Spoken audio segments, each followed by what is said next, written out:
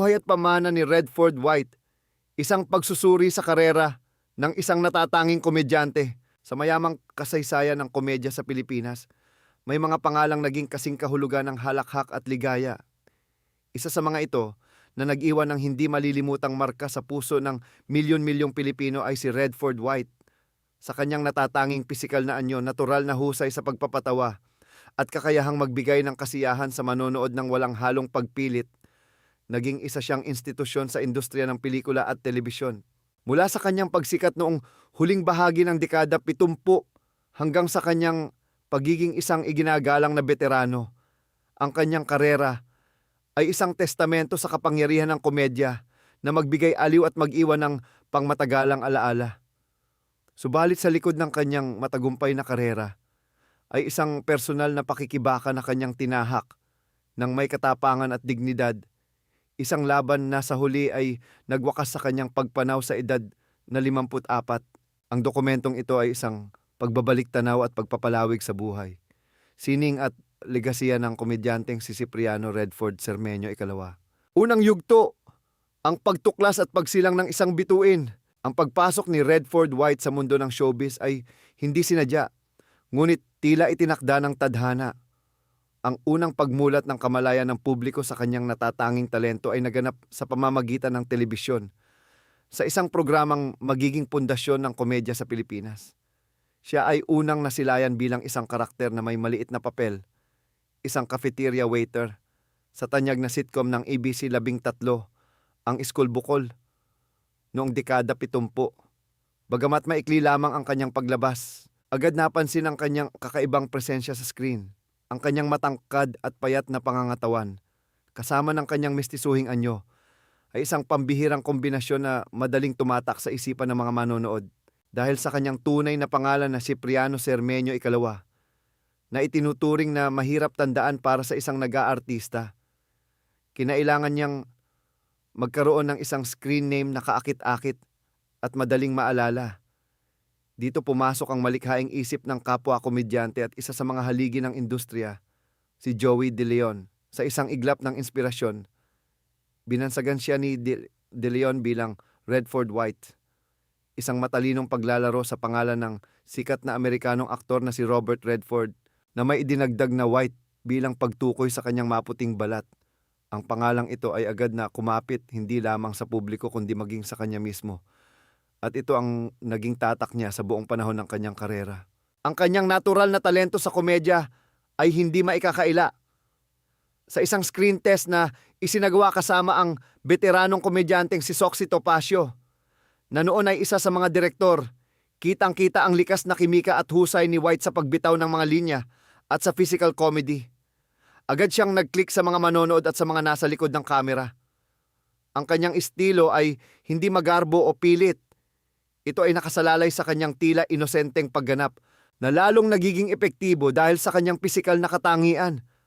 Ang kanyang pagiging isda sa labas ng tubig o fish out of water sa maraming sitwasyon ay naging isang mabisang sangkap ng kanyang pagpapatawa.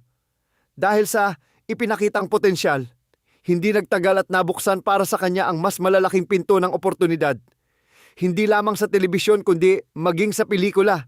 Pagsikat sa Pinilakang Tabing, ang dekada 80 ang naging saksi sa mabilis na pagsikat ni Redford White bilang isang pangunahing bida sa mga pelikulang komedya.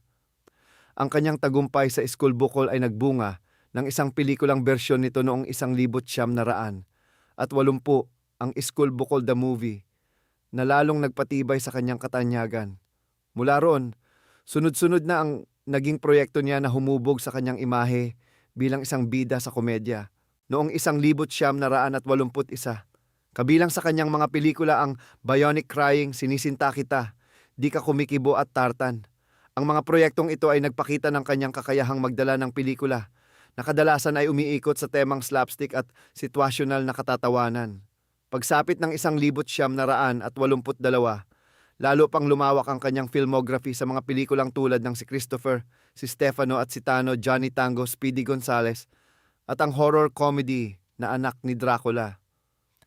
Sa mga pelikulang ito, nalinang niya ang kanyang karakter bilang isang accidental hero, isang ordinaryong tao na napapasok sa mga hindi pangkaraniwang sitwasyon at nalulusutan ang mga ito sa pamamagitan ng swerte at kakaibang paraan.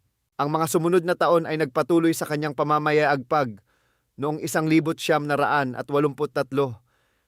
pinagbidahan niya ang Wrong Mistake at ang sequel na Johnny Tango Rides Again. Ang taong 1984 ay naging abala para sa kanya sa mga pelikulang Billy the Kid and the Sunshine Kid, Rambo Tango Part 3, Sekreta Ini at Okay Ka Na Ba? Ang mga pamagat pa lamang ng kanyang mga pelikula ay nagpapahiwatig na ng uri ng komedyang kanyang inihahatid. Mga parody ng mga sikat na dayuhang pelikula at mga kwentong puno ng katatawanan at aksyon. Sa kalagitnaan ng dekada, patuloy siyang naging isang bankable star. Noong 1985, lumabas siya sa I Won, Ang Swerte Nga Naman at He-Man Master of None. Ang 1986 ay nagdala ng mga pelikulang may bahid ng political satire at social commentary tulad ng Johnny Rambo Tango, The Peacemaker, kasabay ng mga purong komedya gaya ng Payaso at No Return, No Exchange. Ang kanyang kakayahang may makipagsabayan sa mga pinakasikat na komedyante ng kanyang panahon ay naging susi sa kanyang tagumpay. Nakasama niya sa maraming proyekto ang mga tulad ni Babalu, Bonel Balingit, ang yumaong si Carding Castro ng Raycard Duet, Leo Martinez at marami pang iba. Ang kanilang samahan sa screen ay lumikha ng mga di malilimutang sandali ng katatawanan na tumatak sa isang henerasyon ng mga manonood. Ang huling bahagi ng dekada 80 ay nagpatuloy sa kanyang sunod-sunod na tagumpay. Kabilang sa kanyang mga pelikula sa panahong ito ang Balandra Crossing, Di Bali Na Lang at Pulis. Sa ilalim ng tulay noong 1987 at The Untouchable Family at Pabling noong 1988. Ang kanyang karera sa pelikula ay nanatiling matatag at mayabong hanggang sa pagpasok ng dekada 90, kung saan sabay niyang pinagsikapan ang kanyang trabaho sa pelikula at ang muling pagbabalik sa telebisyon. Ang ginintuang panahon sa telebisyon, Body and Soul. Habang patuloy ang kanyang tagumpay sa pelikula, isang proyekto sa telebisyon ang lalong nag-angat sa kanyang estado bilang isang premyadong aktor. Ito ang comedy series na Body and Soul, kung saan gumanap siya bilang si Soul, katambal ang anak ng hari ng komedya na si Eric Quezon, na gumanap naman bilang si Buddy. Ang programa na umere mula 1900 at 71 hanggang 1900 at 75. Ang orihinal na teksto ay nagsasabing 1900 at 70 hanggang 1900 at 74. Ngunit ang mas tumpak na tala ay 1900 at 71 hanggang 1900 at 75 ay naging isang malaking tagumpay at isa sa mga pinakapinanood na sitcom noong dekada 70. Ang kimika nina White at Quezon ay perpekto. Ang kanilang tambalan ay isang klasikong odd couple dynamic. Si Buddy ang mas sopistikado at mayaman, habang si Soul naman ang simple at jologs.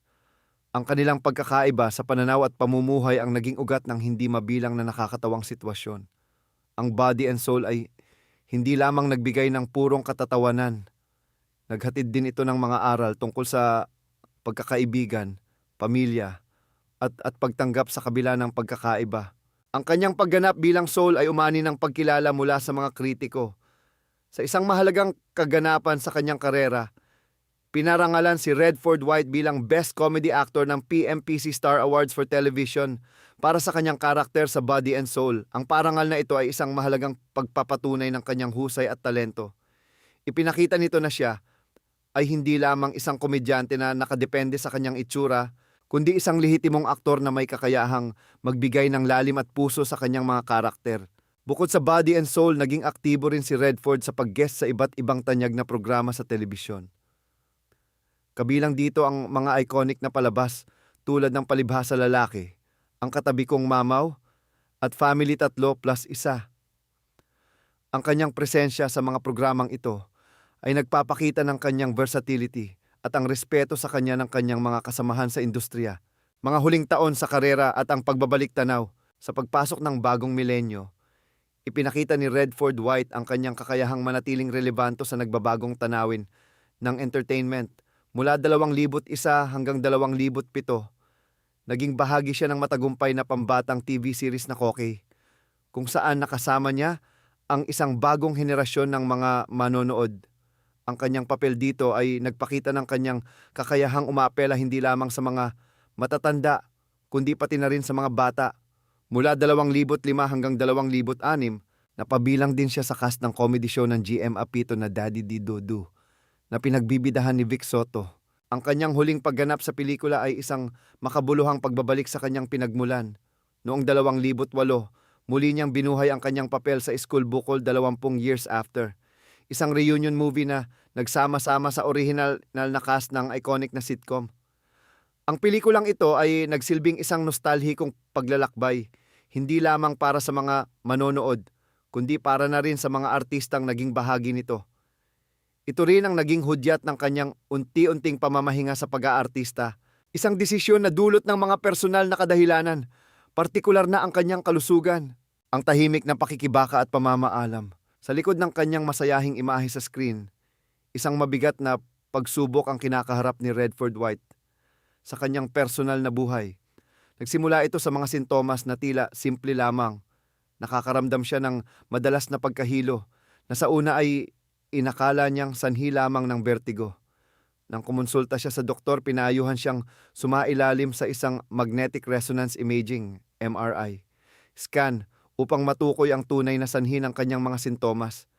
Subalit, sa hindi malamang dahilan, tinanggihan ito ng aktor. Sa isang desisyon na nagpapakita ng kanyang pagiging pribadong tao at ng kanyang pagnanais na protektahan ang kanyang mga mahal sa buhay mula sa pag-aalala, pinili ni Redford na itago ang kanyang iniindang karamdaman. Hindi niya ito ipinaalam sa marami sa kanyang mga kaibigan at maging sa publiko. Nais niyang harapin ang kanyang pinagdadaanan ng tahimik at malayo sa mata ng lahat. Ngunit dumating ang panahon na hindi na kayang itago ng kanyang katawan ang bigat ng karamdaman. Unti-unti siyang nanghina at ang dating sigla ay napalitan ng pagod at sakit. Noong Pebrero 2010, matapos ang susing pagsusuri, natuklasan ng katotohanan. Ang komedyante ay mayroong stage 4 brain cancer. Sa yugtong ito, ang sakit ay malubhana at itinuring na hindi na kayang lunasan ng medical na intervention. Ang diagnosis ay isang mabigat na dagok. Binigyan na siya ng taning ng mga doktor. Sa loob lamang ng ilang buwan, mabilis na bumagsak ang kanyang kalusugan. Ang katawan na nagbigay ng saya at aliw sa milyon-milyong tao ay tuluyan ng sumuko sa sakit. Noong Hulyo 25, 2010, sa kanyang tahanan sa Caloocan, pumanaw ang batikang komedyante sa edad na 54. Legasya at alaala. Ang pagpanaw ni Redford White ay nagdulot ng malalim na kalungkutan sa industriya ng pelikula at telebisyon at sa mga tagahanga na kanyang pinasaya sa loob ng mahigit 3 dekada. Marami sa kanyang mga nakatrabaho ang nagbahagi ng kanilang mga alaala at iisa ang kanilang paglalarawan sa kanya. Sa labas ng limelight, si Redford ay isang simple, tahimik at mapagkumbabang tao. Isang malaking pagkakaiba sa kanyang madalas na maingay at magulong mga karakter sa screen. Ang kanyang legasya ay hindi lamang nakasalalay sa dami ng pelikula at palabas sa telebisyon na kanyang ginawa. Ang kanyang tunay na pamana ay ang uri ng komedya na kanyang inihandog, isang komedya na malinis, na-a-access ng lahat at nagmumula sa puso. Nakuha niya, hindi lamang ang pagmamahal ng mga tagahanga, kundi pati na rin na mayal ang respeto ng kanyang mga kasamahan sa industriya. Nag-iwan siya ng isang marka na mahirap pantayan. Isang patunay na ang tunay na talento ay hindi nangangailangan ng magarbong gimmick o kontrobersya para mapansin. Naiwan niya ang kanyang asawang si Elena Cermeño at ang kanilang anak na si Jericho. Bagamat maikli ang kanyang buhay, ito ay naging makabuluhan at puno ng mga nagawa. Ang alaala ni Redford White ay mananatiling buhay sa isip at puso ng mga taong kanyang pinasaya. Sa bawat pagbabalik tanaw sa kanyang mga pelikula at palabas, muling maririnig ang mga halakhak na kanyang nilikha. Isang walang hanggang paalala ng ligayang idinulot ng isang komedyanteng tunay na minahal ng